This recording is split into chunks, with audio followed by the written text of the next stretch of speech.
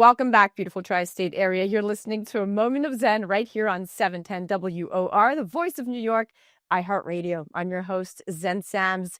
In our FinTech TV exclusive segment, Dante Disparte, Chief Strategy Officer and Head of Global Policy and Operations at CRCL, discusses CRCL going public on the New York Stock Exchange under the ticker symbol CRCL.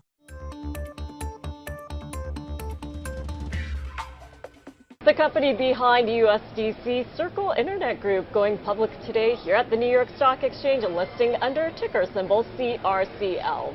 Now, stablecoins are reshaping global finance, moving money faster than traditional banks. Now, last year, total stablecoin transfer volume topped $27 trillion in transactions, more than Visa and MasterCard combined.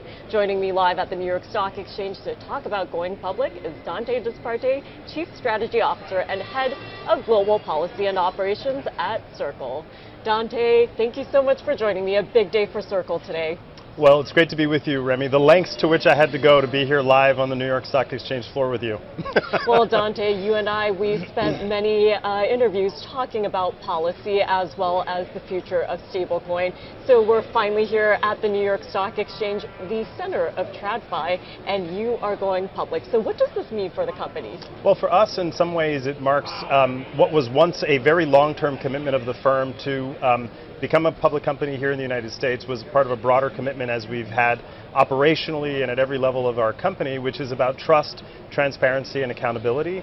And so obviously we're incredibly excited and enthusiastic about today's milestone, but in many respects it marks the end of the beginning for us, in that, you know, the road ahead is really all about mass adoption of these types of innovations. Obviously we're continuing to work very vigorously on regulatory clarity here in the United States with upcoming legislation, and to continue to promote an operating model in which all ships can rise, powered in part by more accessible access to the US dollar and, of course, the infrastructure that makes it move. And Dante, you are focused on policy. So as someone who is looking at DC and what's coming down the pike when it comes to regulatory clarity, what can we expect in the next several months, and what does this all mean for adoption? Well, I think there's the first piece of legislation that has the best prospects of getting passed into law is, of course, the Genius Act, which is enjoyed bipartisan support in the Senate. We've been strong proponents of the Genius Act. We think it enshrines not only the CRCL way of doing business as law, but it also creates a level playing field for other companies in this market, including banks, non-banks, and credit unions in the United States. We also think the Genius Act allows us to contemplate an America First test for stablecoins denominated to the US dollar, in which this innovation becomes an export product from the US around the world and carries with it the trust and safety in our broader financial system. And on a day like today, when the outside of the New York Stock Exchange, the facade has the banner of CRCL and that clear bull outside of the exchange, there's been a lot of focus on CRCL today. And that means there are viewers out there who are wondering, especially in the US, the use case for stablecoins. You and I, we've talked about the use case for stablecoins outside of the country. But what does all of this mean? Well, I think, look, domestically in the United States, as much as around the world, the way we move money tends to be a little bit slow, a little bit expensive, and frankly a little bit antiquated. And so our money has failed to keep pace with the times. I mean, your and my financial needs don't take bank holidays, just to be very concrete. And so I think it's a very useful innovation to contemplate digital money that can work for little more than an open source mobile wallet all over the world. And so that's like step one, is digital dollars like USDC are a store of value for millions of end users around the world. We also think the Genius Act and other institutional adoption creates pathways in which these innovations will touch every facet of capital markets, of traditional finance, of cross-border payments and institutional money movement as well. And so all of those types of innovations we think are made possible, not just by today's public listing, but also by the growing regulatory clarity we have in the US and frankly all over the world. And all eyes are on CRCL and the next steps for the company. So what will you be doing with the proceeds? Well, in so many ways, we're a long-term company. Even getting to today, after 12 years since the company was founded, today marks a milestone that was a long-term objective of the firm.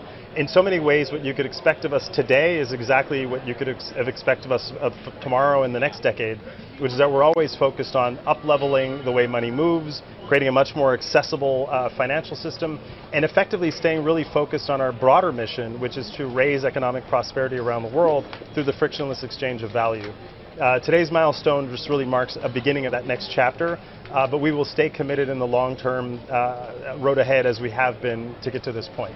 And Dante, finally, before I let you go, when we look at the use of stablecoins, not just in the U.S. but overseas, there are many applications. So what do you envision for the future of Circle and in alignment with your mission? Well, I think one of the things we're very excited about, of course, is to continue promoting and supporting cross-border payments innovations. We've recently announced the Circle Payments Network, which is to help serve as an orchestration technology and coordination technology to facilitate cross-border payments and cross-border money movement. So that's one major use case you could expect in the future. That also, of course, is a byproduct of regulatory clarity across the Atlantic between Europe's markets and crypto assets framework, an emerging stablecoin and digital assets regime in the United Kingdom, and then finally the expected passage of the Genius Act here in the United States will just level up the movement of dollars all over the world on this type of architecture that we've built at Circle.